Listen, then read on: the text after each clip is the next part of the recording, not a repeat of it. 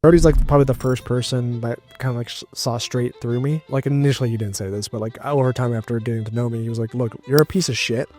Like straight up. You have a lot of potential, but like you're fucking it all up. I'll give you a job, but you have to do whatever I say for 3 months and you have to work for free. And then I'll think about giving you a job. How does that hit you when you hear it? I mean, what's the pull? I think it was just like the pull of like someone believing in me. So welcome to the Brian Bajan podcast. Hopefully you guys like that name. Nothing too fancy, nothing too creative, but hey, it kind of works. And in this episode of the podcast, I've got Haas here, Hassan Khan, right? Yep. And Hassan Khan, Content Factory. Yeah. He is the owner of this space I'm sitting in, the business. Yeah. He's become a good friend over the last few weeks. I've been in here constantly filming 6 months worth of content. Mm-hmm. And I wanted to have Hassan on here because we were hanging out one night having hookah with my buddy Markham, and had a really good conversation about his life story and how he became successful and his hero's journey and what he went through to get where he's at. And I think it was an awesome story. And, you know, he's really creating an amazing business here, helping how many people in Austin, flying out, helping people, just filming content. And I think he's doing a fantastic job. Easy to work with, it flows. And he's really creating his life the way he wants. You really transformed a lot. And you were sitting in Missouri before, right? Yeah, grew up in Springfield, Missouri. Was there for about 25 years. And I mean, like it's crazy to think about like the transformation, because like I don't really like, you know, think about it too much. But like I'll get subtle reminders from, you know, people or there are like people, my parents, Brody and stuff like that. They're like, you've changed so much, you know. But like if I look back at that time, you know, like I'm like, who was that person? You know, you know, like it seems like another life, doesn't it? It seems like another life. And at the same time too, I sometimes feel like that same person, but like I just don't really notice the changes too much. Yeah. You know? So it's crazy to think about. At the core, they say, I mean, we are the same person. There's a part of you that's the same at 5 as at 25. Yeah. But there's other parts that have radically changed. Yeah. And it's really interesting to look at those two parts and really kind of compare the two. Tell me a little bit more about that story. Let's just dive right in and we'll go from there. Yeah. Okay. So you're sitting in Springfield, Missouri. Mm-hmm.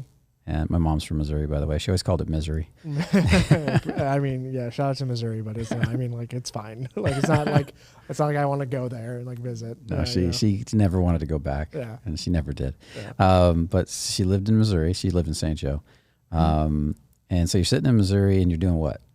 Yeah. So like, I guess we'll start at like, probably like high school. Let's just probably kind of start there. So like high school, like I was pretty good at basketball, played varsity and whatnot, but was I wouldn't say like a typical jock, but like I was like more or less kind of popular, and I used to party a lot. Like I used to be known for like partying, like that was my thing, you know. And like I think a part of it, now that I kind of like reflect, was like, so I grew up Muslim, or I was like raised Muslim, and like drinking was like forbidden. Like, you know, in Islam, like it's forbidden to drink. It's a very high sin.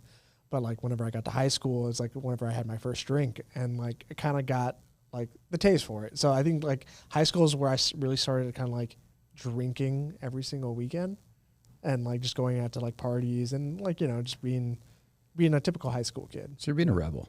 Yeah, being a rebel. Yeah. Yep. Like it was always a challenge to get as like drunk as possible on a Saturday. Interesting. And, like, see if I could black out. Yeah. See, that wasn't typical for me. Yeah. I didn't think like that at all. Right. I did like to go out and party a little bit, but no, it's not as drunk as possible. So yeah, that was the goal. Yeah, I would go to a bonfire. What would we see? Like go to somebody's house. We would always like be trying to play, and like whose parents are out of town. You know, typical like high school stuff. And if nobody's parents are out of town, who had land, and like where could we go sit by a fire and drink and just get away from it all? Yeah, or drinking in grocery store parking lots was always fun. That's interesting. Okay. Yeah. Used to sit in each other's cars and like. I never got to experience any of that. I grew up in the city, so. Oh yeah. So we didn't have our bonfires. We didn't have all that stuff. You know, yeah, we had to go to somebody's house or something like that. Yeah, that's just different. Yeah, because cops weren't like really. around too much, and like you kind of just like go into like a parking lot, park a car, and then there'd be like 12 cars, and then you just hop to car to car to car, and whatever you want. If you wanted to smoke, go to this car. If you want to drink, go to that car. Yeah.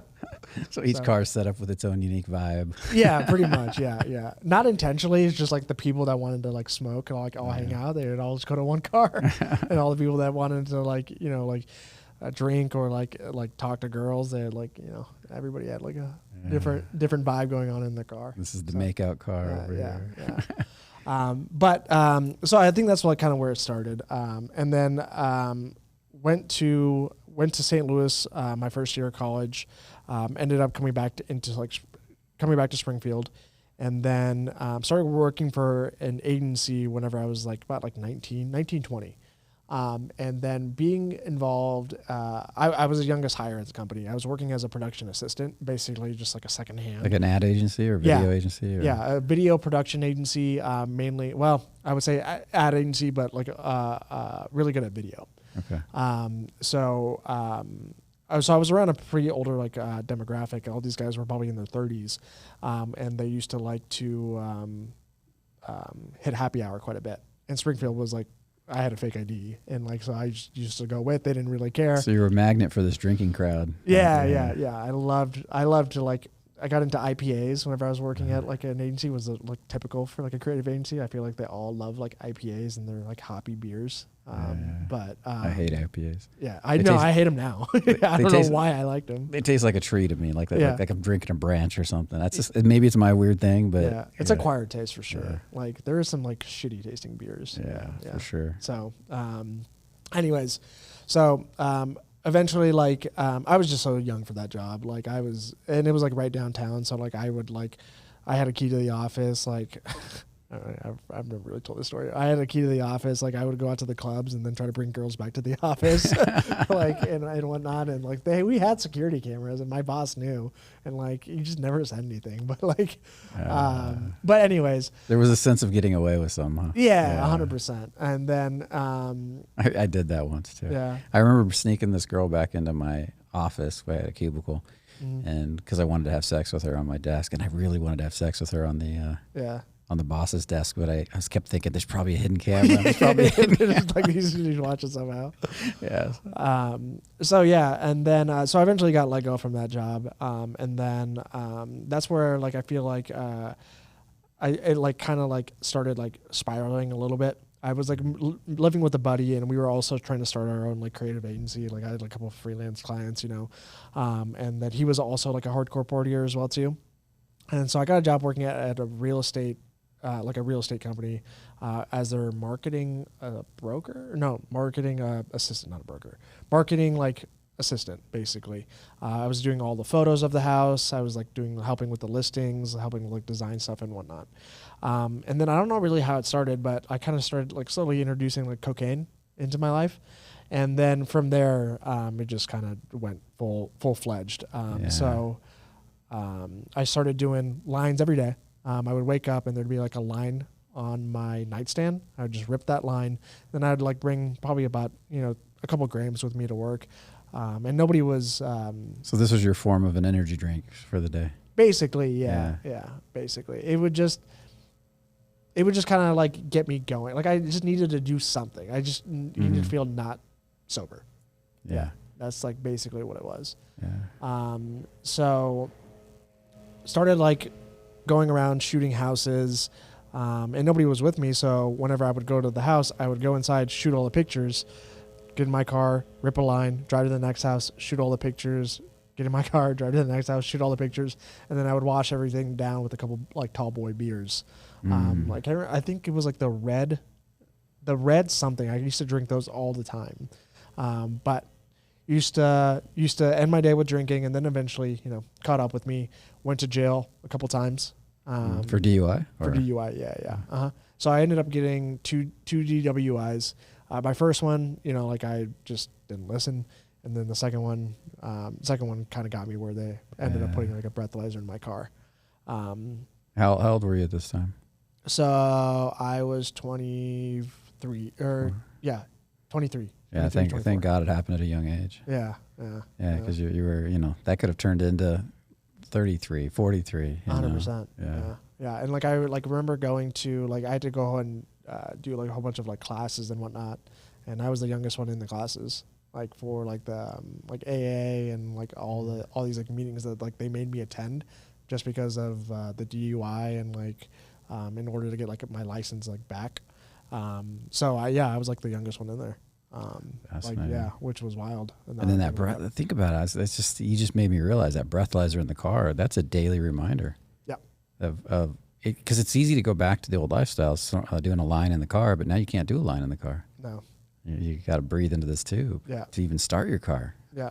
Yeah. Wow, that's a hell of a wake up call. Yeah. After like my second one, I ended up moving back home to my parents because they found out, and then two, and you had committed the really high sin. Yeah, I committed the ultimate sin. Yeah. And then I eventually like lost that job because I couldn't drive around anymore. Yeah, you know, like I couldn't go take pictures or anything like that. It became a hassle. And I thought about riding my bike around the city, and I mean Springfield's decently big, so it would not have worked.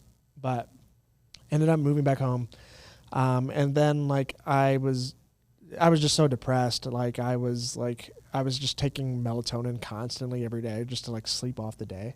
Like I just didn't want to be awake. You know, like this is after you were off all the alcohol and the drugs. I was still drinking. Yeah. You're still drinking. Yeah, I was still drinking. Yeah, I didn't stop drinking for a while. Like I still like was trying to like do blow. I was still going out and partying. Like nothing had really changed because I mean like I was just so depressed and I had so much anxiety that like I would still like be going out all the time. Yeah. And I mean like typical schedule, like I remember I would be sitting, it's crazy to think about, but like I had my desk in my room and I'd like be working on a couple projects here and there, but whenever it hit like, 1 or 2 o'clock, I would go get a pint from the gas station, like a vodka pint, get a large Mountain Dew, pour it in there and just go drive around. Interesting. Yeah, because there was a little bit of a delay with like the breathalyzer, right? Because I got issued the ticket and then usually I think it was like a full year until I had my court date. So that full year, I was still living at home, and I still had like my license. I could still drive around, before they decided that. So whenever I was at home, I was still going out all the time, drinking quite a bit. So the delay was in getting the breathalyzer installed in your car. No. So is that what you're saying? Wait, no. So the delay was getting my breathalyzer installed. Okay, yeah. So you had a little bit of extra time, like a leeway to party. Yep. I had a leeway to party. Yep. So, I'm living at home at my parents. I'm like, what, 24, 25. And I don't like barely making anything. Don't really know what I'm going to do with my life. Like just trying, my parents are like pushing me to go back to school, go back to like, community college, and like get my degree and then like start building my life. Most of my friends have like kind of burned those relationships because I'm just like, I'm just getting hammered all the time. And then like, I remember the one thing that set everybody off was like, I walked into like, one of my friends who's pretty like conservative. And like, I just, for some reason, dumped a whole bag of cocaine onto his like kitchen table and like tried to rip it. And like, they were like, what are you doing? So that kind of like had burned most of the relationships, that I had with most people. I'm super curious. When people are doing stuff like that, like, were you drunk when you did that? Were you? Yeah, I was drunk. Okay. Yeah, I was pretty drunk. Because I'm wondering what goes through your mind when you're thinking that's a good idea, or is it just there's nothing going through your mind? No, I don't think. I mean, I think it was just more or less I want to do this and I want everybody else to like enjoy it. And like, I think I was still trying to relive like my high school days, So you're trying to pull everybody into the party. Yeah. And like, I just wanted the validation there again, right? Is there a sense of surprise when they reject it?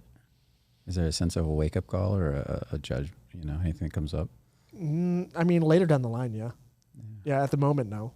At the moment, I was like, screw you guys. You guys are no fun. You know, like I'm trying to have a good time here. It's just a party, man. Yeah, it's just a party. Like, calm down. And then, so then like burn those relationships, and so I'm back at living at home. And I'm trying to like figure out what I'm going to do next. And one of my buddies is like, hey, this guy is looking for a videographer. He's trying to build out his Instagram account. And so I met Brody at a coffee shop, and Brody was starting a business mindset coaching program. For everybody on the podcast, can you say his last name so that everybody knows? Oh, yeah, Brody Kern. From Wake Up Wealthy. Yeah. Yeah, Which Brody, is This office right here. Yeah. Was this office? Was this office. Yeah. Yep. So I meet Brody at a coffee shop, and then Brody's like probably the first person that kind of like saw straight through me. And like initially he didn't say this, but like over time after getting to know me, he was like, look, like you're a piece of shit, like straight up. And you have a lot of potential, but like you're fucking it all up. Because I was skilled as like a videographer. Like I knew, like I was pretty good at what I did, but you're great at what you do. Yeah, at the time, I was like decent enough. I feel like I've just progressed so much from now, but at the time I was really, really good at like what I did for like the shooting aspect and like the editing aspect of everything. But he was like, look, like I'll give you a job, but you have to do whatever I say for 3 months, and you have to work for free, and then I'll think about giving you a job. So I was like, okay. That's a scary offer. That must have hit you kind of hard. But you really like how does that hit you when you hear it? I mean, what's the pull? I think it was just like the pull of like someone believing in me, right? Yeah. Because I had my parents telling me, you can't do it, like you're a loser, like not like directly in my face, but that's what it felt like. The inference, right? The massive subcommunication. Yeah, and like my entire family, like not really like believing in like, video production being like a career, right? Because typically in like South Asian families, it's either you're a doctor, you're an engineer, or you're a lawyer. That's the only 3 things you can be, Yeah. Like if you don't go to college and you don't get a degree, like you're screwed in their eyes. Now you knew Brody's reputation from Wake Up Wealthy and all that. No, so Wake Up Wealthy, it wasn't even started yet. He had nothing. Interesting. Yeah, he had nothing at the time. So that's interesting. So this guy believes in you, says you have to do whatever I say, and you don't even know his history. No. Something in there. Oh, wow. Yeah, I think it was just like his certainty, like the way he like spoke about certain things, and like his like I've always been like attracted to like mindset and whatnot, and like even back then I was a little bit of attracted to it because Kobe Bryant was like my favorite basketball player. Like I loved Kobe, like, and like his whole Mamba mentality was something I always like strive to live by when like during at least like my middle school through like high school like years, like whenever I was like competing and playing basketball. So I was always attracted to that. Mamba mentality? Yeah. Have you ever heard of like Kobe's like, I mean, Kobe Bryant was probably one of like the hardest workers in the NBA. Yeah, that I believe, yeah. But like he like tailored his mentality and called it Mamba mentality. Like, you should read his book. It's phenomenal. He was just more or less like the like hardest worker in the NBA, and like he kind of broke down like exactly like his thought process and like how he went about things. I mean, that's how I learned about like having like a hard work type of mentality. Yeah. And like that's what I really enjoyed, and that's what I got across from Brody, probably at the time. Like it's hard to say exactly like what attracted me to him, but definitely like his certainty, his belief in me, and then like just kind of what he spoke about mindset wise. Yeah. Awesome. Yeah. I love that. So you take him up on this offer, this crazy offer. You're going to work for free, and you're going to do exactly what I say, which is a big. And then I'll consider paying you. Yeah. And so there, like Brody was training for a marathon at the time. I was smoking a pack of cigarettes a day at the time. So I used to wake up with him at around like 4 or 5 in the morning, go run 5 or 6 miles, and then go sauna for an hour. I remember specifically in the sauna, there was a moment where like the sauna sucked. Like doing a sauna for an hour, and like it sucked. But my nose started like gushing blood.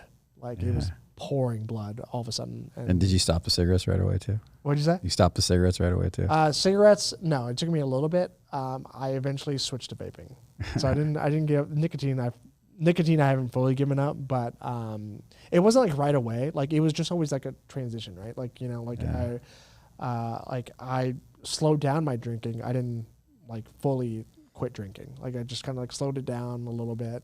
And like started kind of like shifting, and like Brody like really opened my eyes to like what was possible. Like started kind of getting me around a different crowd. Whenever I started meeting kids that were like, 4 or 5 years younger than me that have like these massive 7-figure businesses, I'm like how, like that's insane. Like there's a lot of them in this town. Yeah, there's a lot of them. Yeah. And then I was just mind blown by that. I was like, you guys don't like to like party and drink? Like, No. you, like that's not your guys' thing? And that is what we do whenever we're like 23, 24. Yeah. So like that, like just changed. Yeah, there's a whole group of youth out there that, let's get up early, let's sauna, let's run, let's, Yep. So that just completely changed it, like a lot. Like that, I remember that specific moment. I was like, holy shit, like I can't believe like this kid is like 21 and he's like making like $1 million a year. I'm like, how's that possible? You know, this brings you back to that whole statement, which I did a short on with you. Mm-hmm. And Gary Vee was just talking about it, you know, it's been around forever, long before Gary Vee. It's the crowd you hang with is going to determine what you're going to be like in 5 years. Yeah. And I'd say it's the crowd, the books, the content you put in your mind, the things you're looking at, all of it. Like, what kind of shows are you watching on TV? Oh, you broke it. What kind of shows you're watching on TV? What kind of books you're reading? What kind of videos you're listening to? All of it. The people, particularly the people. Yeah. So. Yeah, 100%. Yep. And then once he like opened my eyes there, then I like started like changing slowly. I have a pretty hard like resistance to like certain things. That's what like I've kind of learned over time. Like it takes me a little bit. But like working with Brody, like over time, like I was just his first hire. Like there's like he didn't have anybody like working for him at the time. Like I did the company logo like back, you know, like before it was anything. And we were shooting in his house that was in his office. Was probably as big as that room. And I would just go there every day. We'd film content. Had he owned a business before this? What'd you say? Had he owned a business before this? Yeah, he did. He owned a call center. Okay. Yeah, so he had some business experience. Okay, cool. Yeah, he had some business experience. I'm just wondering if you're jumping all in with this guy who just quit his car sales job or something. Yeah. No. He had a business beforehand, but like nowhere where he took Wake Up Wealthy to. But yeah, he had like experience kind of in that world and like real estate and a whole bunch of other stuff that he had like experience in. So yeah, and then like I was maybe around 200, 250. Like, and weight? Yeah, and weight. Yeah. And you're pretty skinny now. So Yep. So then I started running every day. I got really like running is really what like kind of like catapulted me. Really, I think because running made me quit cigs. I started vaping because I was like, okay, I can't be smoking cigs and running. Like, so I started slow. I started running like a mile a day, 2 miles, 3, and then started like really getting into it. And I dropped like 70 pounds in like it was a short time, like 3-4 months. And I'd like quit drinking at that time too, as well too. Like quit drinking beer. I would have like a cocktail here or there. Whenever I had moved, so we were based out in Springfield, and then we decided to move to Austin because Brody's business partner was here. My first year moving to Austin, I was like, okay, I'm gonna do a year sober. I'm just gonna like try it. I'm gonna do 3 months first, see how that goes, and then my goal is to get to a year.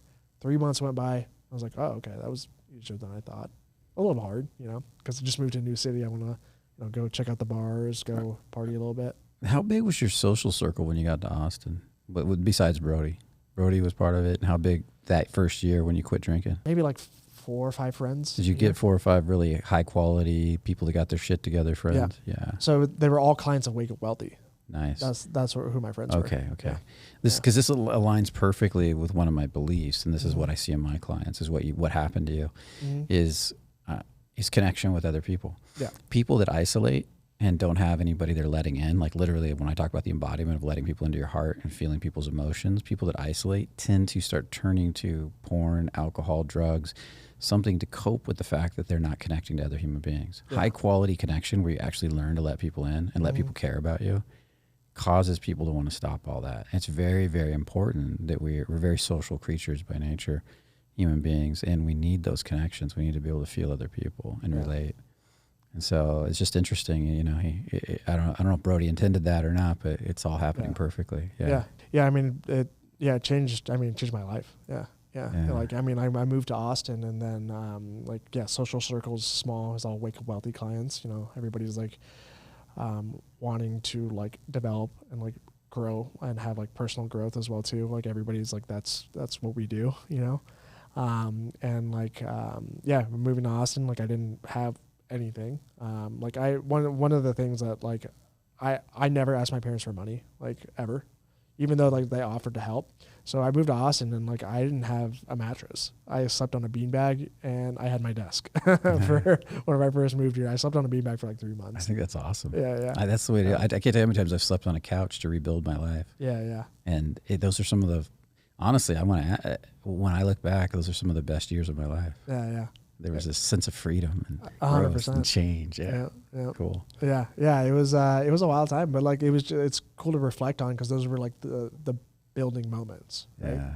You know, because I look back on it now and it's just like it's crazy to think about. Like that's literally all I had. You know, I had to like literally build from scratch. And I had it feels maybe amazing. $1,000 in the account. Yeah. Yeah. I remember going down to 300 after losing my first real business, No. thinking that's it. I can't pay rent this month. And then doing an offer that made me, technically like around $30,000 overnight. Yeah. In the total surrender to the process. It was crazy. Yeah. And now I know the Wake Up Wealthy shutdown. Mm-hmm. And how long did you guys build this business for? How long was 5 years. 5 years. So you guys worked together. You worked exclusively for Brody for 5 years. Yeah, I worked as Brody's creative director for 5 years. I built the entire Wake Up Wealthy brand from scratch. Which was a huge brand from what I understand. I was never involved in it, but everybody just talks about it like it was awesome. So and hanging out with Brody, a bit intense guy, cool guy. Yeah, very intense and very aggressive, but means well. Actually, when I sat down with him the other day and chatted with him for 5 minutes, I immediately bonded because he told me his story and it was like a duplicate of what I went through as far as my growth and change. And I was like, dude, that's why I was like, I want to interview this guy because there was a vulnerable side to him, the real side that was really cool. Mm-hmm. So we'll get him on here at some point, maybe. It'd be nice. But now you build this brand with him for 5 years, and then then he wants to get out, and it's time for you to really, like, it's this transformation that's so interesting in you because here you are, a guy that was completely, and I've seen this with so many clients, partying and destroying his life, to in a short period of time, inside of 5 years, you're doing all this stuff, and now you got to go out on your own. How did that happen? What did that feel like? Because again, this is your hero's journey, man. Yeah, like the moment Brody's like, "Hey, I'm going to shut all this down. You got to work for yourself now." I was ready. Yeah, okay. I was 100% ready. Like, I mean, of course, there was like a little bit of like anxiety, and like the transition of like Wake Up Wealthy wasn't just like one day, like, hey, I'm shutting this down. It was just kind of like over a slow period of time. Like I kind of had a sense, and like Brody was kind enough to let me like build out like a client list, and I have clients come here and shoot at the time. So I had like a decent amount, but then whenever like it was like, okay, we're shutting this thing down, like I was like, all right, well, it's go time. It's like time to actually build this thing out, you know? Yeah, like I was ready for it. I think I've always been kind of independent and like always like wanted to have always wanted to build a business and be an entrepreneur and like be a part of that, because I mean all Wake Up Wealthy's clients, they were all entrepreneurs. All my peers, all the guys that were coming through were like high level entrepreneurs. So like I wanted to be associated in that group. I didn't want to be like the creative director at Wake Up Wealthy. Like I wanted to be associated with those guys. Yeah. And so how does that transition feel? You're now your own business owner and you're now building Content Factory. Yeah. And I'm watching all these amazing, successful people come in here to shoot. Yeah. One after another. How does that feel? Oh, it feels great. Yeah. Yeah. So let's take a look at this. We just went through a hero's journey, right? Yeah. From one stage of life to another, and that happened over 5, 6, 7 years. Mm-hmm. Yep. What in your mind when you were back at the beginning? You're waking up each day. You're doing the lines of cocaine. You're drinking. Yeah. What was going through your mind, do you think, that invited somebody like Brody into your life? Because I always believe there's a catalyst, a way we're thinking something, we're wanting something, we're praying for unconsciously, consciously or unconsciously, that says, hey. Because you invited him in somehow. Do you remember that moment? Do you remember what that was? What was going on? There had to be a part of you that was dreaming of something bigger and better. Yeah. I mean, I think I always wanted more, but like I think I just didn't have like the pathway or like someone to like guide me. Yeah. Like a mentor of some sort. And so there's a part of you that was there a part of you dreaming about that? What your life could be, and if I could get my shit together? I don't think there was a part of me like really like dreaming about it. There was just a part of me of like, okay, like I like I've wanted it, but like there was always like I always felt like I was never like good enough to have it. Imposter syndrome. Yeah. So I think what let me into him was like more or less just like the like his belief in me, more or less. That's- Because I've never had that. Like, Yeah. because growing up, like, it was either, you know, doctor, lawyer, or, you know, engineer. So your parents were deciding for you. Yeah, basically. There wasn't many, like, decisions I got to make, you know? Yeah. And because whenever I did my first year of college, I was going for med. And you hated it, or did you? Oh, I hated it. Yeah, instantly. Instantly hated it. Interesting. Yeah, instantly hated it. Yeah, and it was just like I had someone there, like, on my side of, like, okay, like, you can do this, and, like, I'll help you, but you have to do whatever I say. Well, it's an interesting thing. You've said it several times. Your belief in me, his belief in me. Yeah. So this is, I think, a mistake a lot of parents make. And as a coach, I've had to really develop this out a lot better. But what is it was different about the way because your parents still wanted the best for you, but he believed in you in what different way than your parents? Because this is something I've had to do with my clients a lot. I've had to look at, how do I inspire them but not take away their power? Yeah. Right? Inspire them to build their own power, to say, I want this. What caused that feeling of, he's got belief in me. He thinks I'm important. He thinks I'm special. Do you know what that was? Man, I don't. Yeah. I couldn't tell you. Yeah. I mean, like, I think it was more or less like here's, like, the map, how you do it. Now, I believe you can do it, and I'll, like, kind of push you to do it, but I'm not going to hold your hand. But he wasn't telling you what to be. He was saying, was there some part of him saying, I believe in your belief, the small belief you have for yourself, I see it like this? Yeah. Yeah, versus 100%. Here's the belief I want to give you. Yeah. Yeah. 100%. Yeah. He saw me, like, my potential, like, way more than I ever fathomed. Like, yeah, that's powerful. Yeah. Can you have, somebody once said to me, you don't have any trust in yourself, but I don't know if they said it directly to me, but they were talking about it. And can you trust in my trust that I have in you? Yeah. And so it's kind of what you did there. So you do this big leap, as I was noticing in your story, which is, I can't tell you how many people probably listening to this podcast have had this opportunity, this big leap to go do X or do Y, to really change their life. And most people don't take it. Yeah. But you took it. You moved to Austin. You said, I'll work for free for 3 months. I'll do whatever it takes. And I can't tell you how many times I've made this offer to people myself in my business. I said, come out. I got this event that normally costs $15,000 mastermind. Yep. Take it for free. I'm going to give it to you for free, but you've got to show up. You got to pay for it. And they won't. As soon as but then I'll charge them 6 months later and they'll show up. It's a weird thing. And I'm like, I've only had a few people, and I rarely make that offer. I've got to really believe there's got to be a reason I'm doing it that causes a good energetic exchange. And there was one guy, and I'll watch their lives. Either they'll pay for it or they'll flounder or whatever they do. But there was one guy who took it, and he's killing it. A couple of them actually that I'm thinking of, and they both, one is Eli. Okay. I made a trade with Eli. It was more of a trade, but got it. It was a gift because he gave me a gift is what it was. And I wanted him to have it, and he just tore it up. Right. He dove into everything. And then another one was a guy who didn't have much in his life, and he's killing. He still works for me today. Yeah. And I'm like, what is the mindset of that person? Like, you obviously had it. I'm willing to give up everything to have everything.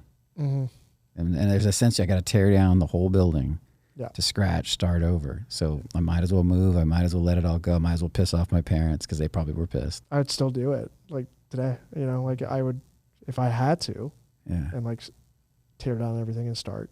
Well, what if you got that offer again? I'm just kind of curious. Like, somebody that's worth $1 billion said, come move to work for me and for free for 6 months. Yeah. I'd do it. Yeah. I mean, I think, like, for me wise, it's always, like, the strive for, like, personal growth. You know, like, always trying to, like, better myself for, like, my own, I wouldn't say satisfaction, but, like, just me knowing that I'm, like, growing in some sense. Yeah. Just brings me comfort. It's an interesting thing you said there, because I was the same way, right? I was a total train wreck, and I was willing to give up everything to have everything. Yeah. And I was more scared of who I was going to become if I didn't do the work than what would happen if I did do the work. Yeah. And I think that I weighed those two fears, and it was obvious, right? Yeah. And I think only people that maybe have been through a lot of pain can understand that. It's interesting. Now I feel like I'm stuck in the cycle of, like, chasing pain, like, not in a bad way, but more or less, like, if I'm not stressed out about something, we're not growing. Like I'm not growing, right? Like Yeah, there always has to be the sense, and I've talked to you about this, but like there always has to be the sense of like discomfort. I'm like, okay, like if I'm comfortable, then shit's hitting the fan. Everything's going wrong. Have you had that experience where when you got comfortable, everything fell apart? No, no. So But like I don't know where I've like instilled this idea. I think like if of complacency, like I don't want to ever feel complacent, more or less. So you choose. So there's a part of you that's choosing like to stay in fear to motivate you. Yeah, I think I've like just gotten so comfortable in like being in stress that if I'm not in stress, that I feel like we're not doing well. Like the business is not doing well. I'm not doing well. I don't know where it's developed. Like I was talking to Parker about this. I was like, Parker, like I'm like constantly always like stressed out. I feel like. Yeah. And he's like, well, you just gotten comfortable in stress. He's like, is everything good? And like you run through the numbers. I'm like, okay, yeah, we're doing well here. I'm doing well here. I'm checking off my list. Everything's going well. It's like, why am I so stressed out? Habit. Yeah. It's literally stress is a habit. Yeah, it becomes you build a neural pathway that just fires all the time. Yeah. If it doesn't fire, you get more stressed. Like it's like, oh, it didn't fire for an hour. Oh shit, I got to catch up. You know. Yeah. And have you ever had an experience of like going on vacation, having the stress turn off? Yeah. Like it takes me a little bit. It takes like 2 days for me to like really unplug. Like the last time I really remember it was like whenever I went into ayahuasca in Costa Rica with Jay Azeltine, and like there was no internet connection. We were out in the jungle of Costa Rica and I had no choice. And like I said, Jay literally forced me to relax. Nice. So yeah. That's an interesting. I met this guy. He worked in a sporting goods store in Bozeman, Montana. Mm-hmm. He fitted my boots, and he was the most incredible human being to talk to. He was so present, so still, so calm. Mm-hmm. And he started telling me, he goes, oh, I used to be an insane killer. He said I would hunted he said I had 1 million acres to myself out in the deep woods of Alaska, and I would go so far into the woods, there would be no lights, no communication, no sat phones back then. He said, and I hunted bears, I hunted everything. And he said, and it's nothing but silence at night. You can't see your hand in front of your face. He says you find Native American artifacts out there because there's no human hardly probably ever been here before. Yeah. You run into animals that you know have never seen a human. They don't even know what we are. Yeah. And you reach this point where you get so still inside that you can sense the bear over there, and he can feel you, and you can't even see each other, and you're kind of stalking around each other. And he said I was this killing machine. And he says then I'd get these clients, these guys that would come in. And he says, well, by the way, first he goes, when I came back to civilization, the noise, the chaos from just the TV in the airport was like, oh my God, I got to go hide in the corner because I was so energetically sensitive. But then he said, I'd get these clients that would come out there, these entrepreneurs, big CEOs. And he goes, and the first night, it's so still, so silent, and everything gets so dark, and they can't call anybody on their cell phone. They're crying. They're just bawling sitting there. Yeah. And he says, but within the first 4 or 5 days, they don't want to leave. They finally got through all that, and they're like, oh my God, I don't want to go back to that hell. Yeah. That sounds nice. All right, sign me up. Where can I find this? Sign me up. He had to stop doing it because he got married and had children. Yeah. And but he said he has another friend that still does it, but instead of killing things, his other friend, they both evolved. They don't want to kill anymore for no reason. His other friend takes people out to learn to get so calm in their body they can sneak up on a bear and take close-up pictures and things like that because they're so still. Yeah. And like almost like this old you can't sneak up on a Native American story. Yeah. And that would be really cool. Yeah, that would be sweet. Yeah, I'll call him. I'll see if I can find him, and we go on a trip and do a little vlog about it. I'm down. 100% I'm down. Yeah. So I love that spirit. You know, I personally believe the anxiety is something I went through in my life for years, and it's fascinating. I can see you in it. And when you mind if I tell you my first experience of you? Yeah. My first experience was interesting because of me in Banff. Banff, you were just working. I was like, okay. So I just saw you in your head stressing a bit. I remember I did that video shoot of that guy going down the hill for his Tinder pictures. Bobby. Yeah. And so I skied in front of him with my gloves off with the camera. I was freezing my hands off by the time I got to the bottom, getting all these action shots of him skiing by for his Tinder. Yeah, for you. So that was funny. But then I needed a video. I wanted somebody to do exactly this.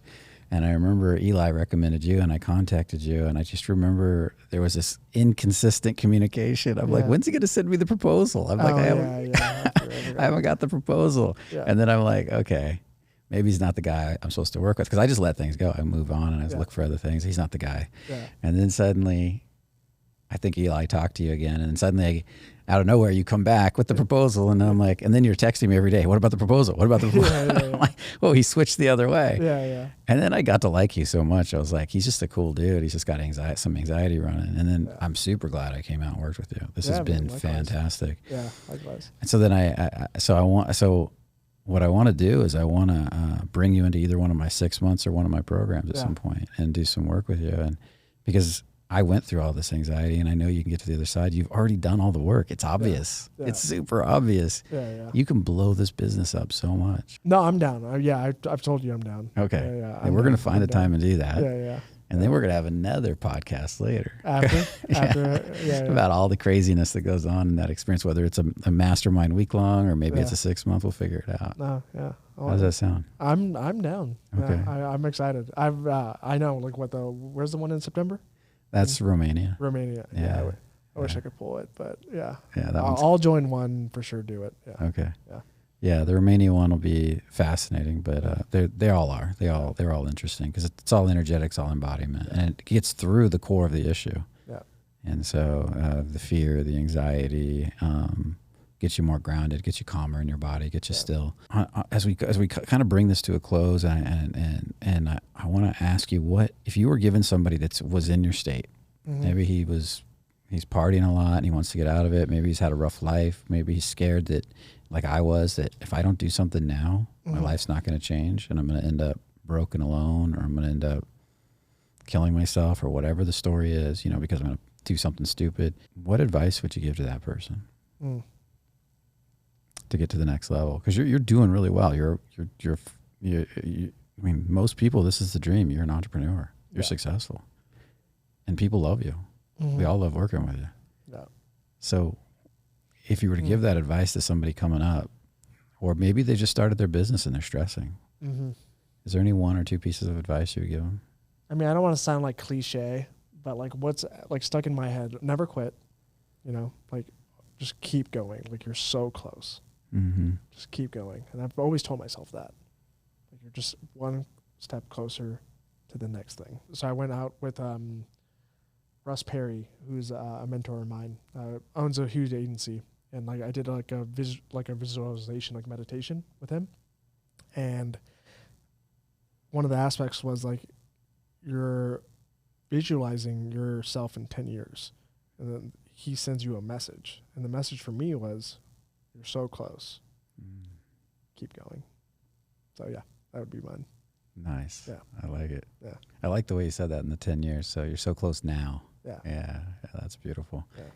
Well, I think you're more than close. I think you're there. Yeah.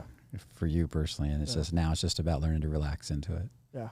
Yep. And that's a different animal altogether. So you and Catherine both tell me just relax. You're fine. I'm like, no, I'm not. Catherine, your girlfriend, right? Yeah. Catherine's my girlfriend. Yeah. So I promise you, this is you're at the last stage, and then what happens is that there's 3 stages of motivation: fear-based, competition-based, where first you're fear-based, and you become competitive with other people, and then eventually it's the joy of growing, the joy of experiencing, the joy of being. That's when you really make it home. Yeah. That's when life becomes fun and people are drawn to you and everybody wants to work with you, and it just becomes easy. You flow through life. So I think you're right there. Yeah. So sweet. Awesome. Now. Yeah. So one more question. What's your definition? I've been asking some people this in some of the podcasts. What is your definition of success? And that can go in any direction you want. Don't think it has to be about money. It could be. I mean, I think that's yeah. I mean, it's all subjective. I mean, to but that's I'm asking your definition, but not theirs. I mean, I think like just finding like true happiness and peace. Yeah. And then for me wise, it would be finding true happiness and peace and taking care of the people around me. Yeah. For sure. Being able to give back. Yeah. Yeah. There you go. I think that's perfect. Yeah. That's pretty much mine. Yep. I love it. Yep. Okay. Well, thank you for being on the podcast. Yeah. And thank you for having me, man. Yeah, you're welcome. I want to have part 2. Yeah. And then everybody out there in video land, if there's a comment section, definitely comment. It'd be awesome if you could join in on the comments a little bit and just at least the first week and just see what's going on in there. Yeah, for sure. And I'll be in there too. We love seeing those comments. It tells us a lot about whether you're getting value out of these. And it also helps everybody else out to see what's in the comments. Are you going through this? Are you struggling with any of this stuff? What's your hero's journey? Have you come out the other side where you're at? It would be awesome to see. Again, it's awesome having you in the podcast, and we'll see you in the next episode. And have a good one, guys. Take care.